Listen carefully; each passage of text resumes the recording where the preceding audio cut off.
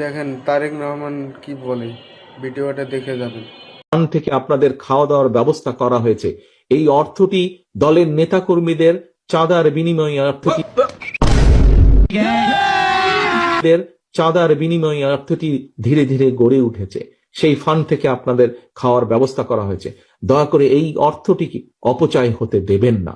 এত বড় সমাবেশ হয়ে গেল, আমরা কি কোথাও চাঁদা তুলতে বলছি? কাউকে বলি নাই। আমরা নিজেরাও কারো কাছে চাঁদা চাই। এখন কেউ বিশ্লেষণ করে 100, কেউ 200 কোটি। আপনারা শুনবেন যে কেন্দ্রের কয় কোটি খরচ হয়েছে। অবশ্যই এরকম হিসাবে আপনাদের শোনার অধিকার আছে। এরকম একটা সমাবেশ হলে 200 কোটি টাকা তো হিসাব করতে হবে। এখানে যদি আমরা ওই সমাবেশে বসতাম, বলতাম যে বিভিন্ন জায়গায় বাক্স রাখা আছে, যে যা পারেন দিয়ে যান, আমার ধারণা বাক্সগুলা সংকুলান হতো না। বড় বড় ব্যবসায়ীরা আমাদের কাছে টাকার বস্তা নিয়ে এসেছে 5 তারিখের পরে, যারা এতদিন কেউ আমাদের নাম সহ্য করতে পারতো না, কেউ ওপেন প্লেসে গালিগালাজ করেছে, কেউ স্বৈরাচারকে সরাসরি সহযোগিতা করেছে, তারাও কেউ কেউ এসেছে, বিভিন্ন কায়দায় এসেছে। কিন্তু আমরা ওই দিকে ফিরে তাকাইনি ভাই। আমরা ওই দিকে তাকালে আমাদের রুহানিয়াত ধ্বংস হয়ে যেত।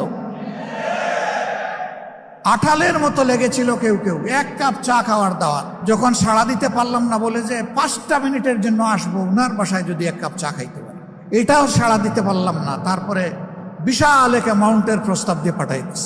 আল্লাহু আকবার। এই ক্ষেত্রে আল্লাহ তাআলাকে ভয় করেছি এবং ধৈর্য ধরার চেষ্টা করেছি। এখন 1 সপ্তাহে যা খরচ হয়, এক সময় সংগঠন 2 মাসেও তা খরচ করতো না। অতীতের নির্বাচনের সময় আমাদের ঋণ হয়েছে, নির্বাচন চলে যাওয়ার সময় সেই ঋণ আমরা কষ্ট করে পরিশোধ করেছি। আলহামদুলিল্লাহ, এই যে মুমিনদের অন্তর আল্লাহ তাআলা নরম, তরল, কোমল, মানবিক, দরদি, মায়াবী করে দিয়েছেন। এখন কোনো ক্ষেত্রে আমাদের কোনো ঋণ নাই।